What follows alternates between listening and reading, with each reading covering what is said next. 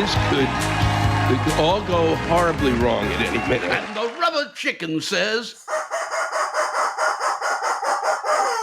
I just have to say that the abortion bill passed by the Oklahoma State Legislature was absolutely ridiculous. But what do I know? I am just a rubber chicken. We do not have time for this. You are going to ruffle some feathers, my featherless friend. No, we will discuss this. I know you're angry, but we will discuss it. But we have to get on. No, we have to get on with Louis Black's Rantcast number 83, entitled For Bruce McVitty. Once again, I begin a Rantcast with in memoriam. Once again, to my good friend and wonderful actor Bruce McVitty, and who left us and left a hole, really, for those who knew him well, and in the theatrical community. We are living through a relentless shitstorm that seems to be endless, as if we're on some sort of a fucking treadmill. And it's like things that we're on the treadmill with us just kind of fly off. It's one thing that it used to be this kind of just sense of going through life and as if taking a long hike, and things didn't fly off. They just kind of went by the wayside. And we had those moments to take them in. In the times when we live now, it's if it's not one thing, it is another. If it's not another, it is another. And we sit and discuss all of this as if everything has changed, as if things are back to normal. In this city, they continue to fucking prattle on about this is New York. We're right back to we're not back to where we are, where we should be. And it's going to take time, and it's going to take time for this whole fucking country to get back to where it should be. Because as much as we didn't deal properly with the pandemic, and we didn't, we are now left with other problems that are just as massive as the virus itself. And it's going to take us to be a community again, whether we fucking like it or not. This is a wake-up call, and the wake-up call says, get together. Okay, that was just reminded of the young Rascal song. But come on, people. Now, but I'm drifting here, and I don't mean to. But we do have to. And when you lose good friends, it makes it tougher. When you lose family, it makes it harder. And we are all going through that. And it doesn't feel to be that moment in time where we have to stop and really honor them in a way that's important. And so this is my small way of thanking Bruce for all the gifts he gave as an actor and as a person. I know that if you lived in New York City and were in the theater community here, or just went to see plays, you knew Bruce McVitty. One of his claims to fame was time on stage with Al Pacino in American Buffalo, but a ton of other work in which he brought an honesty and the word grit, which actually works for him. He brought a truth that was astonishing. And if you really want to see just a great piece of work, catch Homicide, A Life in the Street. It was done in 1997. The series episode is called The Subway. It was written by another good friend of mine, Jim Yashimura, and starring Bruce. And his work and Jim's work were stellar and deserved Emmys. And that's not even up for argument. I mean it. When you see that work, I think you will say, how the fuck did this not get honored on one level or another, because it deserved high accolades. Critically, it was acclaimed, but it deserved more. It really deserved. It deserves to be known better than that it is known. I just want to tell a story about how I met Bruce, because it's a little more upbeat than then and gives us a sense of just how people get together when they do. We met through the 52nd Street Project, which, by the way, Bruce's widow Carol now runs. At the time, it was run by my friend Willie Reale, and every summer they would go off and do these one-on-ones. This was very early on. This is actors and writers working with young kids from the Hell's Kitchen neighborhood here, and working on plays. And they wrote a play for their kid, got to know their kid, wrote the play. That's what I did. And Bruce acted in another one. And in the evening, Willie would have adult time where it's really wine tasting. It was really, let's get a little drinky drink in ourselves and kind of escape the kids in the day. And I learned a lot about wine during those times, which was one of the things Willie showed is that, it's not a question of, how much do you need to know about wine? What you really need to know is the price right? Is it a good price? Can you afford it? And do you like the taste? And do you enjoy drinking it? And there's certain things you can drink it with. But it was mostly about enjoying that taste. And Bruce and I enjoyed a lot of it. I'll tell you that. Because we would sit there and drink with the others and taste all the wines. And then many of them, who were a little more disciplined than us would wander off. And then there were those who just didn't like the wine, which we didn't understand. Some of the wines they didn't like. So there were bottles, half bottles, and third bottles, all kind of sitting around. And it'd be Bruce and I. That would be it at the end. And we just would finish them off.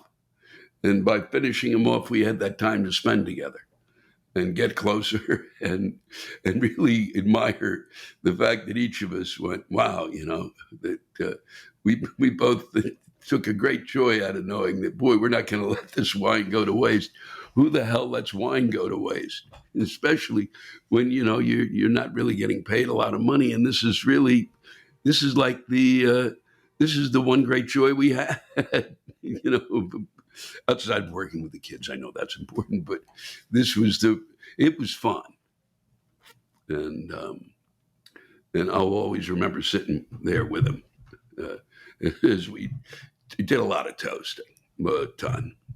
And I will miss sharing a glass of wine with him. And so it was a good week. I was very excited to finish up on the 15th of May to finish the special, which is untitled. We are trying to figure that out, but it was. I couldn't be happier with my performance. We'll see how it comes out and what you think. But I think the audience that showed up was absolutely spectacular, and I thank everyone who was there because their energy drove me to a place, performance-wise, that I had not reached at all during the time in which I was working on the special. Show after show after show. They really got me to another place, and I felt very happy about it. And I think the performance, I wouldn't have had that performance without those of you who came out to see it. And thank you. And I will really did treasure it afterwards. I was knocked out afterwards. I mean, physically exhausted, and partly because it was like, go for it. You were giving me the go for it sign, and I did, and as much as I could, and hopefully it shows. I'd like to thank too the folks who came out who didn't like it, who I saw in the Twitter feed when they would kind of didn't really enjoy the show and thought that I was a traitor on many levels, and had problems with whatever they thought they just didn't listen in part. Really, I didn't do the jokes they wanted me to do, and that was it. And I didn't do the special they wanted to see. And some were upset that I talked about the pandemic, which is really what the special is about, and was from the beginning, because the audience responded to that when I was on the road.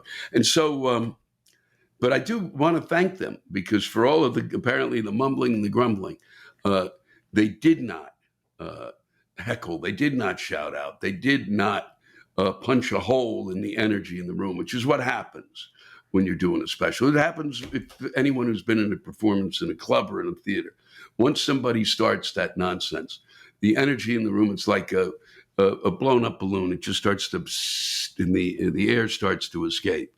And it was really important that that didn't happen, because we were really running it full bore. And so thank you, one and all. And to all who came out, and I'll use this moment now rather than at the end, to see all the shows that I did. All the audiences, whether the houses were full this time or not, it did not matter. Every show was really, I couldn't have been more excited by the response of the audience and by the energy they gave, and the time we spent together, and the theaters I worked in. To all the folks involved in this last tour, I thank you. I know at times it wasn't easy for you to come out. Some of you were still under the Omicron virus showed up. But you came out, you wore a mask, or you didn't wear a mask, or you did whatever you did. Some of you couldn't come out because people weren't wearing masks. Some of you didn't want to come out because people were wearing masks. So, but for all of you who did come out, from the bottom of my heart, thanks. This has been, it was a good run, and I couldn't have come up with a new special in 6 months if it weren't for you. Seriously. You guys are my backboard. You're how I figure it out. And this time, boy, you really were tremendous editors, I thought. But we'll see. We'll see when they get a hold of it and go, well, boy, this really was too late. I don't know why. The things are wonderful. Why does he want to talk about that stuff again? But I think just even historically, it was important to kind of take note. And I think it was important to kind of give people a glimpse, for those out there who had problems as I did dealing with it, a chance to laugh at the problems that we had dealing with it, and to be able to laugh at death, at the fear of our own death. But certainly me. I know that others didn't at all, but there were those of us who were, and it was great to be able to share that. Thank you. And then otherwise, it's I just picked up the phone, and the shit show continues, as I was saying. As apparently, and I'm not going to go into it, and you'll read about it, I'm sure, but in Texas, an elementary school was shot up by an active shooter, whatever the fuck that means. When the fuck did you have an inactive shooter?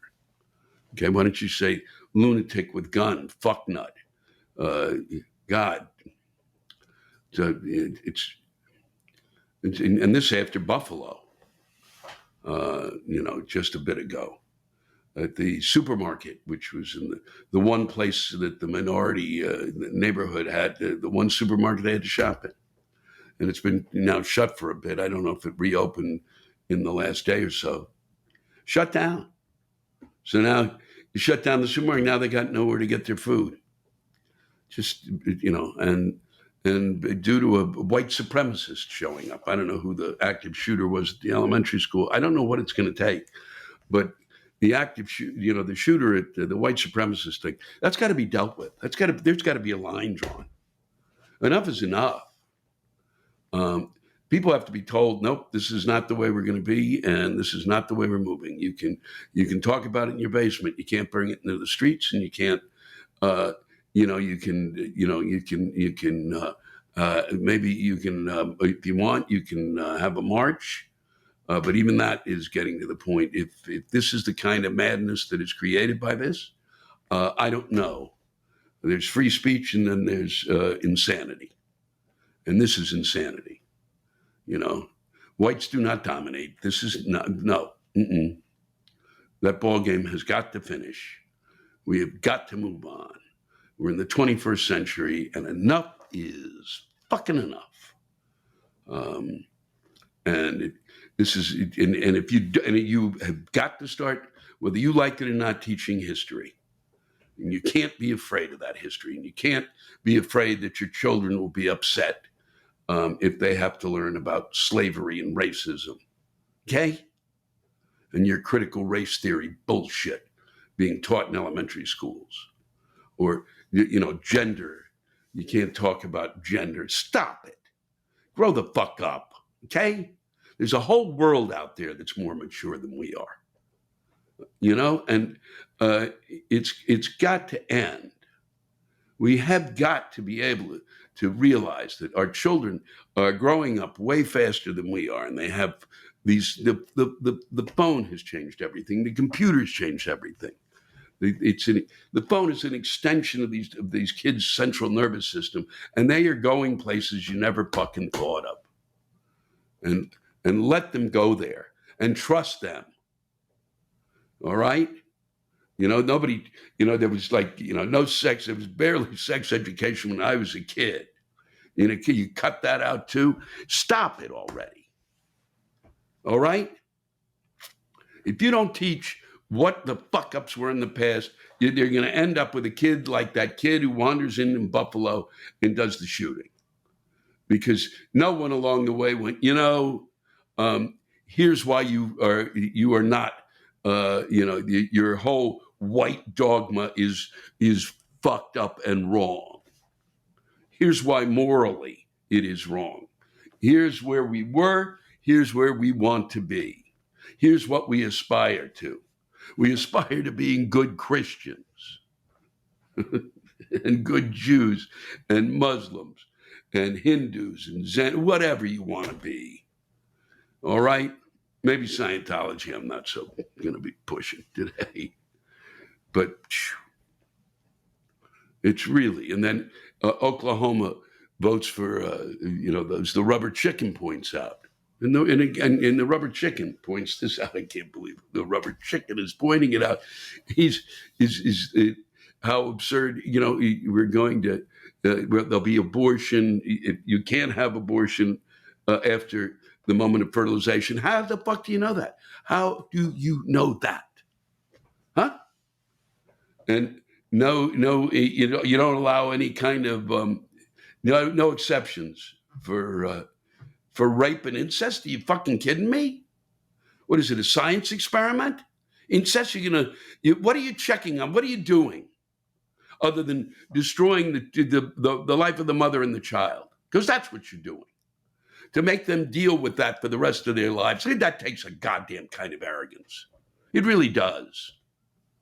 On your part, to say, no, I'm gonna basically make their lives hell. And then there's and as one has asked before, there's the rapist, and then the whoever was involved in the incest. Do they then have certain parental rights? What are we going to get into that? And why didn't the Oklahoma legislature, where my father went to school, and he would be appalled, he would be psychotic about this. But then he might have a whole other choice, a number of things to say. Why didn't they pass a law that said if you think about having a child, that's the moment of fertilization, really. And if you think about having a child, you don't have a child, then you should be put in jail. That's what you should be done. Be put in jail. Put in jail for you. Look, we will. I'll be talking about it coming down the road, because it's got to be talked about. But I lived through the period when I was in high school. There was the option you had was an illegal abortion. Okay, and you can't put people through that. You just can't. It's tough enough to make that choice, and then you're going to you're going to say that somebody has to find an illegal way to do it. You're adding insult to fuck injury, which is just a mild way of putting what I really feel. And I haven't got the time to come up with what I really feel and say it properly without breaking something. And baby formula. So we can't even deal. We're worried about abortion. Why don't we worry about what we'll do after the abortion, and then maybe start discussing abortion. Okay? Because we don't even have the common sense to have enough baby formula on hand to feed our children. That's how much we care about our babies. That the shit hit the fan in terms of it. That 40% was being made in this factory. That factory had a bacterial problem or something. Factory had to be shut down, and nobody noticed. Huh? Damn. Really? The executive branch? Nobody? The ghost of Christmas past couldn't figure it out? Not one of his minions? Nobody? Now the FDA didn't notice that this was it?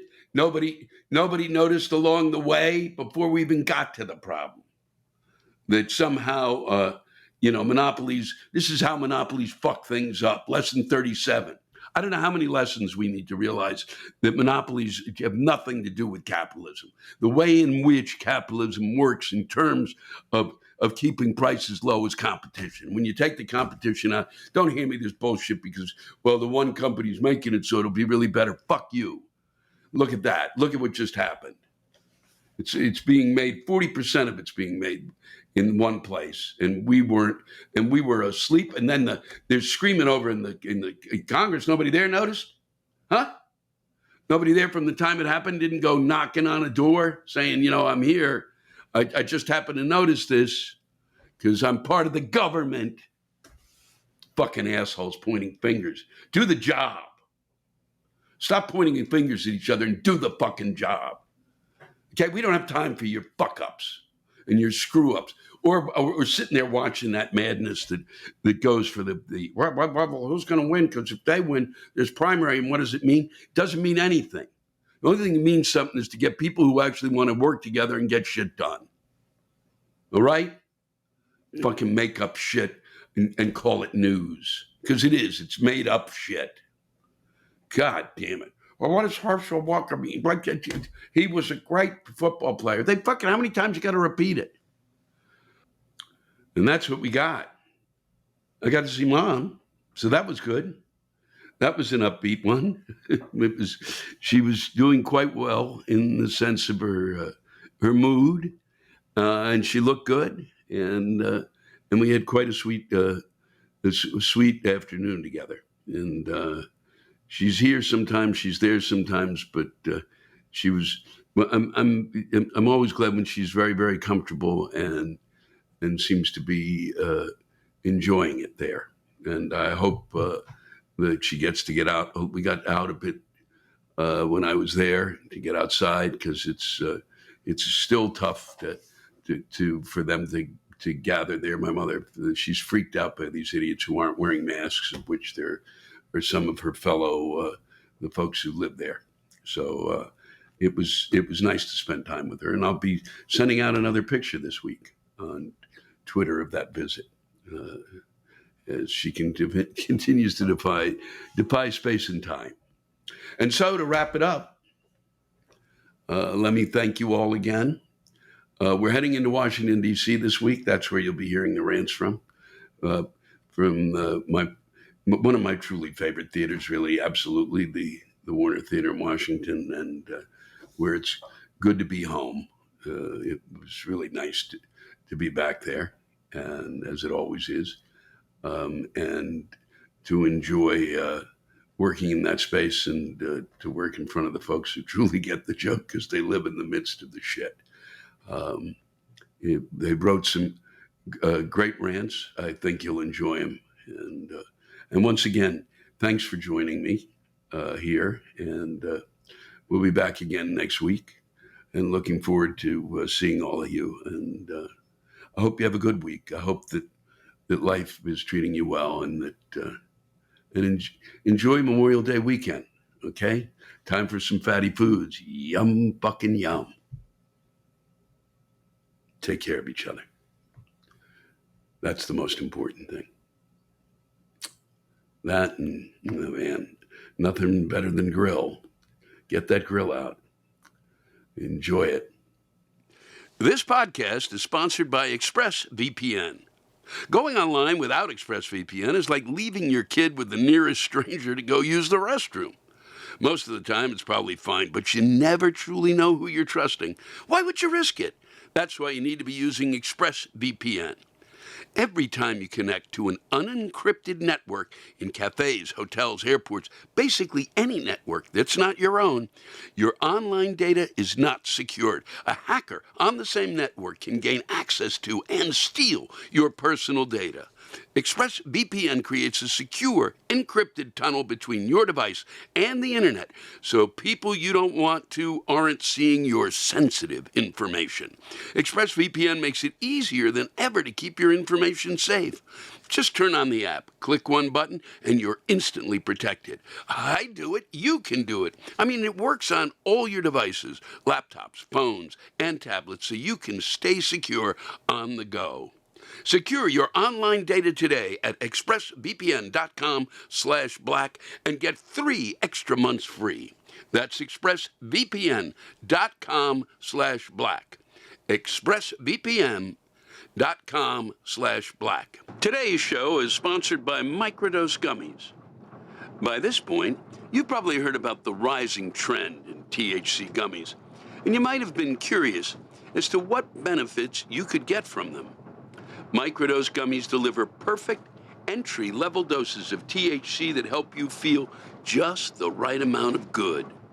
People have taken advantage of all kinds of the therapeutics that they offer, such as helping to reduce anxiety, recovering from a workout, alleviating joint pain, or just wanting to get a good night's sleep. They taste and feel amazing. You can use them to get into the zone for whatever you might need to do, whether it's doing something creative or winding down from a long day. They are 10 out of 10. Microdose gummies are available nationwide, and you can learn more about them and microdosing THC by visiting microdosegummies.com and use code LEWIS to get free shipping and 30% off your first order. Once again, that's microdosegummies.com and use the code LEWIS. We're coming to you tonight from Washington, D.C. at the Warner Theater, which is where I did my special Red, White, and Screwed here, and I was born and raised in this area. I started stand-up at a place called the Brickskeller 100 years ago. And then I went and I worked at a place called El Brookman's, which actually 4 or 5 of the comics who came out of there, it was in Anacostia. It was an incredible place to work. Then eventually they opened the Improv, and I had a great run there. And it was,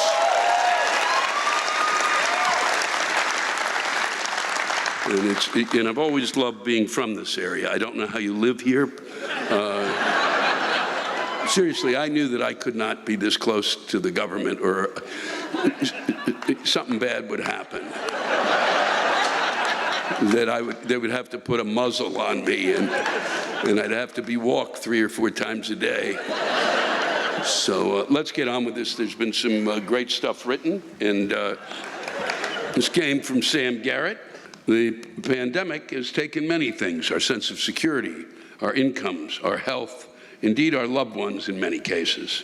Let us not forget, however, the gravest threat to our way of life that the pandemic has taken: the hallowed snow day.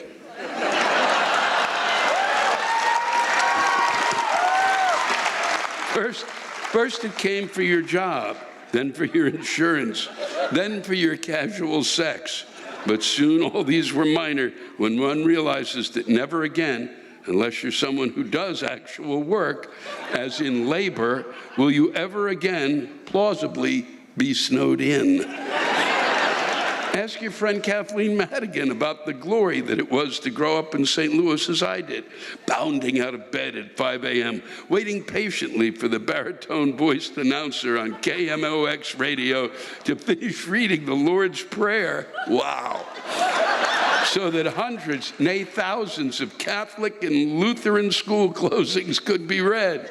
Patiently, those of us in public schools waited still longer, knowing the risk that our heathen tax dollars brought in the form of buses, paved roads, and shoveled sidewalks, all threatened to snatch the treasured snow day.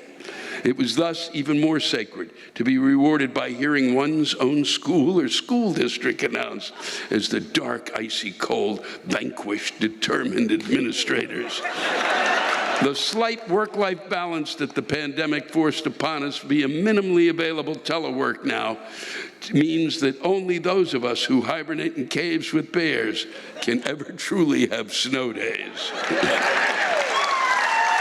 No matter, they can break my spirit, make me log on and tune in. It'll be a cold day in hell before I give up the snow day in my mind.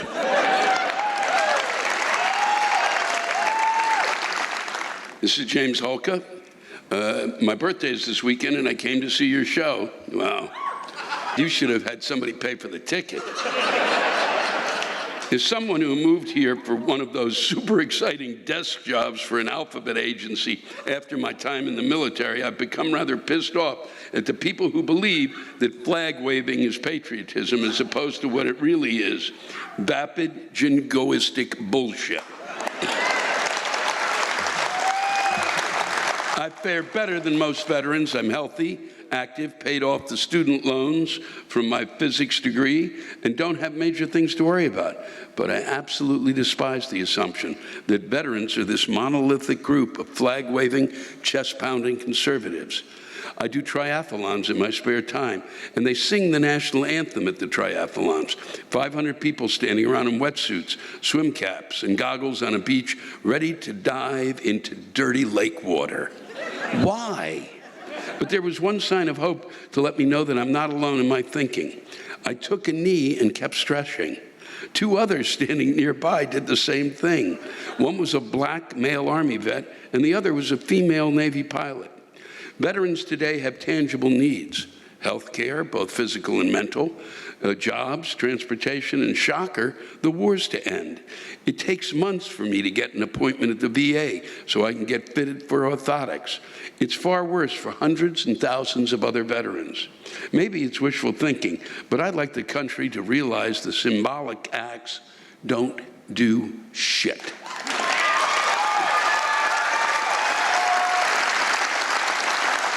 Especially the 500 or so corporate puppets and frauds up the street who would probably be best suited shoving those American flags up their asses.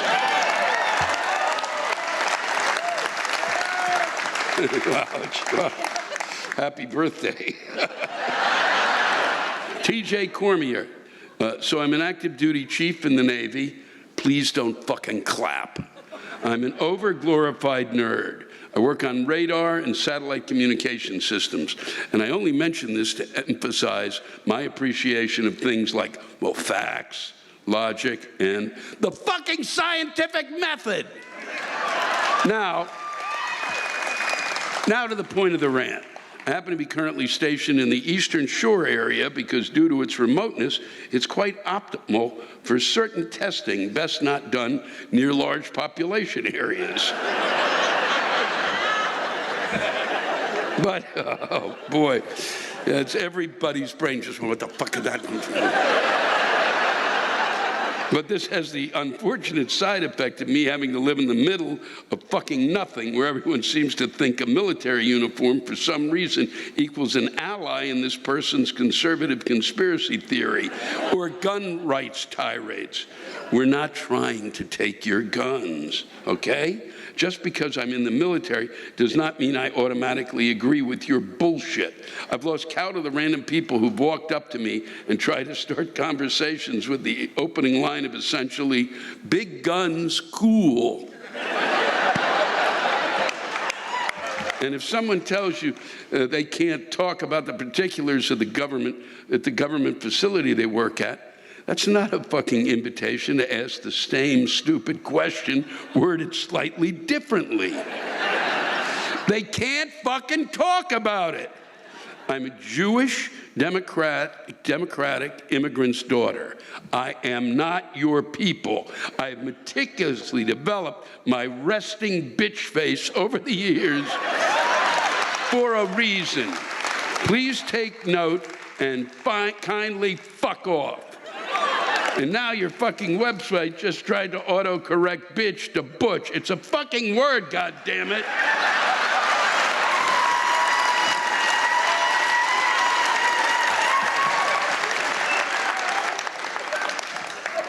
Thomas Page, hope your trip into and around D.C. was not marred by fucking idiots driving a slow-moving circle of trucks around the Beltway or on the surface streets. How these fucking morons who are not from around here somehow think that fucking everybody's work commute is somehow going to get the support of the people or get the government to listen to them is fucking beyond me. You want my support? Fucking pass out free donuts with Irish coffee outside my office building at 0:30 when I have to be at work. That'll get my support. I'll sign whatever goddamn petition you want. Want my email? I'm sure I can come up with a close enough approximation of my ex's email for you. You want the government to listen to you? Fucking get educated and fucking vote for the person that supports your stance and stay involved in your community. Don't fucking come to my community and make me late for goddamn work.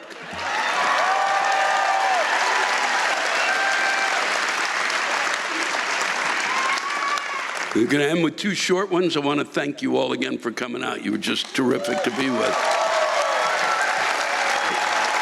It's been a pleasure. It really has.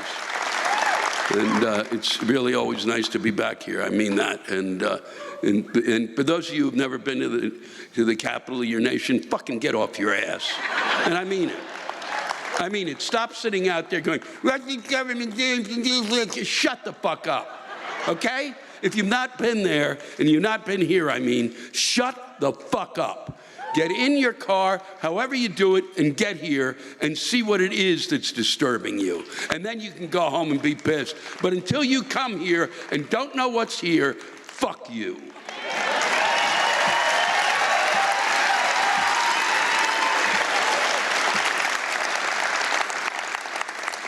I could have gone on forever, but I'm a little tie-tie. No, I'm going to save it for the next special. This is Andy Fallon. Time zones are fucking amazing. It's 4 a.m. in Tokyo and 8 p.m. in London, but it's 1953 in the United States.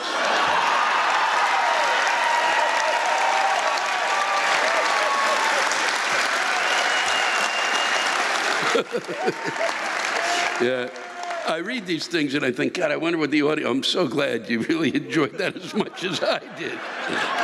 And this is Christina Montoya. Plants. Plants are the new pets. Pets are the new children. And children are like what exotic animals were in the 80s. You have to either be crazy or stupid rich to have them. Okay, we'll be back tomorrow night coming to you from Washington. Send in your rants. We'll be in Greensburg, Pennsylvania on Sunday. Next Sunday, I'll be doing my special in Huntington, Long Island at the Paramount Theater. And once again, thanks a million. Take care of each other. Thanks to all of you for listening to my Rantcast. If you have a rant you want to get off your chest, send it in to me at lewisblack.com/live. You can think of it as therapy, or whatever you want to think of it as. Just let it rip. And I want to thank the true stars of our show, the ranters, and the splendid rants they gave us. Lewis Black's Rantcast was created and hosted by me, Lewis Black. It is produced by James Salkind. Our theme song by Chris Lane. Executive producer, Ben Brewer. Executive producers, Matt Kleinschmidt and Robert Kelly for the Laugh Button Podcast. And most of all, thank you, all of you who ranted so well on